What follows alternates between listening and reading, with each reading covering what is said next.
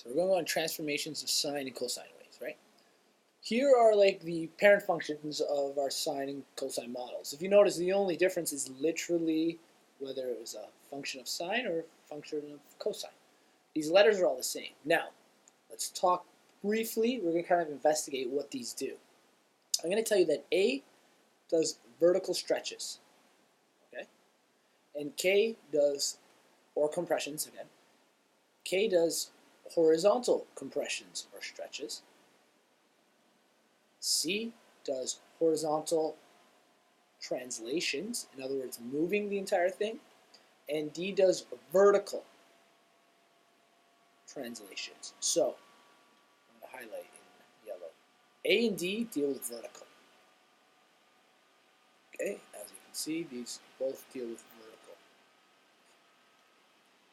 K and C deal with horizontal. As you can see, these are both horizontal. Okay, so it's important that you recognize what numbers affect which numbers. Now, when they talk about changes, they talk about changes from the original function, which is sine x, and f at x equals cos x. Now, I'm going to show you what those values actually are. Okay. Now, technically, and I'm going to rewrite it again because our colors kind of faded in the last one here. F at x equals a sine a function of k, x minus c plus d. And the other option here is f at x equals a cos k x minus c plus d, right? Just want to keep the colors coded again.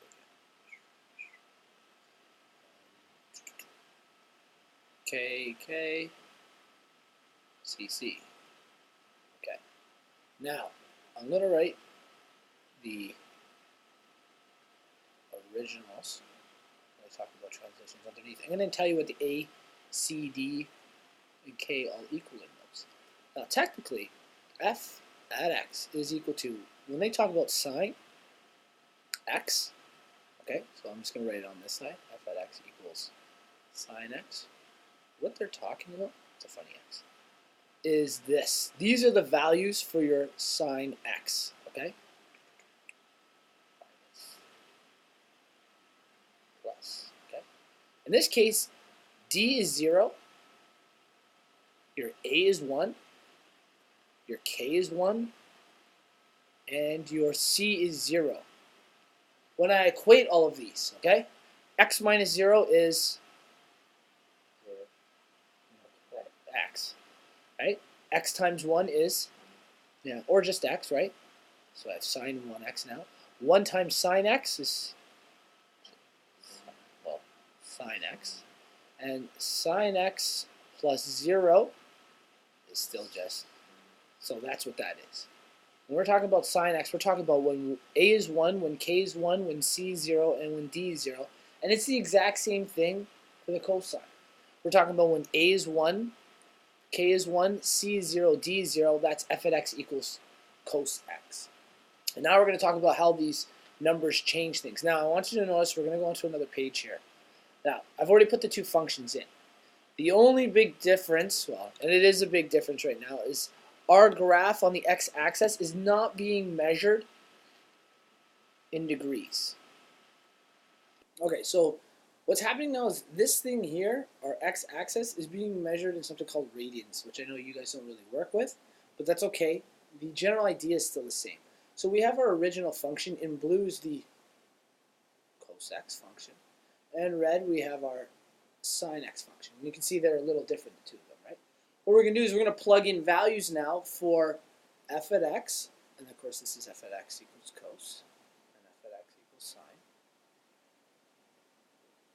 I'm going to plug in a value, just to start off, we're going to deal with a stretch, okay? We'll deal with vertical stretch, A. So in other words, that's going to be a sine x, so it's going to be some number in front of sine x, or f at x is equal to a cos x. So we're going to go into here. I'm going to make a green line, and I'm going to put my function in. There we go. Let's put our function in. Let's say the number is 3 cos x. If you notice, and we'll do the same, 3 sine x. Okay? Been a lot of changes already. So, when we're talking about cos, we're going from blue to green. So from the blue, if you notice, the points where it crosses the x-axis, the blue and the green, are the exact same. See what I mean? Okay. What's happened now, A has been gone from, remember I said it was the number 1, to now the number 3. So it's been stretched by a factor of 3. Instead of hitting 1, it goes up to 3 at its peak. And same idea at its trough. Technically here is, this is a -1. It goes down to -3 at this point. So we have big changes in this, okay? What we're going to do next is we're going to take these two off. Okay, and the next one, what we've done is, if you notice, okay, we're going to focus on sine. Now this is when f at x is equal to, we've actually inputted our sine k at x, okay? We've plugged in a value for k and it's 3. Sine at 3. So if you look from our original one, which is in red, the x values where it's crossing the line, and now in that one span where it normally crossed once, you know, from here to here, we crossed once, we now cross 1, 2, 3 times. Okay? So in other words, it's kind of look like it's been compressed. And what k does is you take the x values. Now, I don't exactly know what this number was. Let's just say, for argument's sake, at one point it was crossing at 3. 1, 2, 3. I know it's in radians. This is not how it normally is, but just to make this a simpler concept, okay? Let's say it was crossing at the number 3. Well, k, in order to figure out how it moves, you actually multiply the x point, or actually you're used to degrees, so let's use a degree instead. Let's say it's crossing at, which is a common point of 90, right? Crosses at 90 when you have a, well, that's sine. Or cosine, sorry. We're talking about sine. Sine crosses at 180. So let's say it's 180, right? That's where it's crossing, 180 degrees. To figure out when it now is going to cross the line, we take that point, which is at 180 and 0, and I actually divide by a factor of 3. Or in other words, I multiply by 1 over k. Okay? That's the idea here. So when I do that, well, 180 divided by 3 is actually 60. So now what's happening is, instead of crossing at every 180, because again it would come back up and cross at about 360 degrees, right? It now crosses every 60. So let's say this was 60, 120.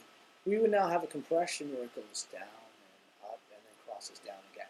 So that's kind of what has just happened here.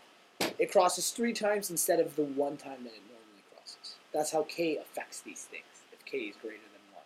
And just like we did a. Okay, even though the x-axis is still being measured in radians here, I've put in a 90-degree shift, which is what you're more commonly used to, right? So now what we're talking about is f at x is equal to sine x minus something, okay? And what has actually happened here, if we've gone from red to pink, the red guy has been shifted to the right 90 degrees, okay? So 90-degree shifted means it has gone to the right 90 degrees, so the whole thing has been translated 90 degrees upwards, okay? Which is very important for what we're doing here. And finally, let's show one last one. All right, and our final one. We're talking about when f at x is equal to sine x plus d, right? The one we'd done before was minus c. Well, our plus d is 2, so this function, oh, this is 1. So it's moved up 1, 2 spots. Okay, so the whole thing's been moved up 2 spots. So now what's important is when we start to combine them all together. Okay, when we go to combine them all together, let's do that all one shot right now. Okay, in our final example here, I'm using everything we know. Okay, the red guy is our original. Peach guy we don't really need anymore. In fact, I'm going to take him away. Not peach, pink. Okay, so what's now happened here is we have f at x is equal to sine x. And now what we've done is f at x is equal to, we have a value for a, sine. K we have a value for. Minus c we have a value for. and d we have a value for. So our d is -2. And remember, d moves things down 2. So if you take a look at this point, it's gone down 1, 2. That could be said to be our first one there. Also, along with that, now, this is a little trick here. Because this is 3x minus 270, actually, you know what? Let's talk about the stretches first before we go into that. Don't even worry about this to start. Our stretches. Our a value is what? A is equal to 0.5. So it actually doesn't go up as much. It used to go up 2 whole squares here. You notice that? The amplitude would go up 2 squares and come down 2 squares. If you notice, it only goes up 1 square now, which is about half of it. That's exactly what 0.5 is. 0.5 is a half. So we've had a vertical compression. This thing is now shorter. It's not as wide. It used to cover the length of 4, and now only covers the length of 2 squares. Half as long as it used to be. That's the idea there. Here we have our k value of 3. Now, remember I told you k is like multiplying by 1 over k. So it actually compresses things again when it's greater than 1. So instead of elongating it and making it way longer than the original, it has done the opposite. It's made it much shorter than the original. Okay? In fact, by a factor of 3. At this point here, it's roughly where it's crossing again. Remember, it only crossed once. It'd go over this and then once cross. It now crosses that point 1, 2, 3 times in the same span that it used to cross it only once. Okay, so you can think about that. It's been squished by a factor of 3. This number here has been divided by 3, in fact, or multiplied by a third. With that being said, now, this 270 degree, oh, I meant to do degrees. Now we fix this. It says 270 degrees. It's been shifted by 270 degrees. Well, actually, what's happened here is because this k value is in the brackets, technically, to represent it the way your book does, they would write it more like this. Sine, and they'd take the greatest common factor out, which is 3. And they'd say 3 bracket x. What is 270 divided by 3? 90. So it's actually a 90-degree shift. Okay? So this has been shifted 90 degrees. And if you notice from here to here, this is a 90-degree shift. It's negative, so it actually goes in the positive direction. So this thing has shifted 90 degrees compared to where it used to be at the y-axis here. So that's now a 90-degree shift to our right. We still have a factor of a third. We still factor of 0.5 for a. And it is shifted 2 downwards. 1, 2. So this new function has 4 different shifts from the original red one. That's what happened. And the exact same rules apply for cos. The only thing is its starting points will be different for cos, right? Cos starts at the y-axis and then comes down and goes back up. Okay. Other option is a is a negative number. When a is a negative number, okay, what's happened is it's been flipped on our x-axis. Okay, so this is a flip on x-axis. And as you can see, it does the exact opposite of what the original one does. Now, what's going to happen here is there's also a value when k is negative.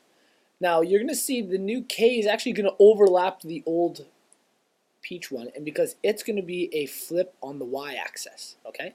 Negative k is a flip on y-axis. And if you think about a flip on the y-axis, instead of going up here, it's going to be going up this way when we flip it on the y-axis. Okay? So it's the new one is actually going to take over the old purplish looking one. So we'll write this function in here. We get sine bracket negative x. And if you see, it took right over the purple one. It's the exact same kind of movement. Okay? Now, if that negative ends up being like -5, well then we get something like that, where if this is -5, it's stretched. Okay? It's only when the number's 1 that they completely take over each other. See how their numbers change immensely, where the wave either gets horizontally compressed or vertically stretched, or the opposite of that would be, say it was 0.3. There we go.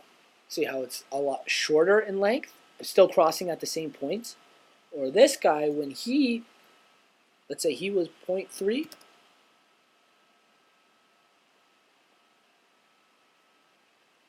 That's actually too much. It's 0.8, so you can see it in here. Ah, do you see that? He's become elongated from the original. The original is the red one. So when it's 0.3 less than A, he's vertically compressed. That's how much space he used to take up. Now he only takes up this much space in amplitude.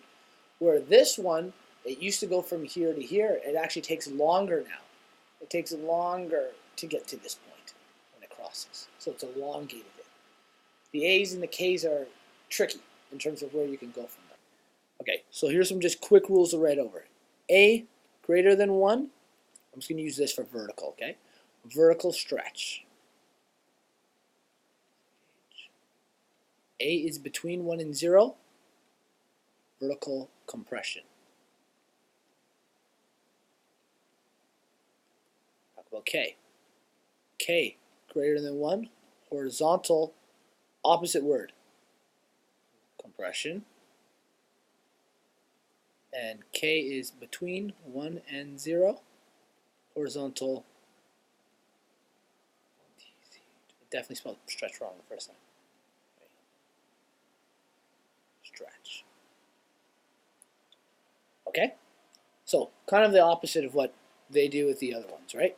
When it's between 1 and 0, we have a horizontal stretch, but when it's greater than 1A, that's when we have a vertical stretch. And when K is greater than 1, we have a horizontal compression, but when A is between 0 and 1, about the between, it's a vertical compression, opposite of what we're talking about before. Okay, so those two things are quite opposite. And then again, A equals a negative. It's a flip on x-axis. And if K equals a negative, flip on what? Y-axis. Okay? So those are some important rules for you to take a look at while you do this.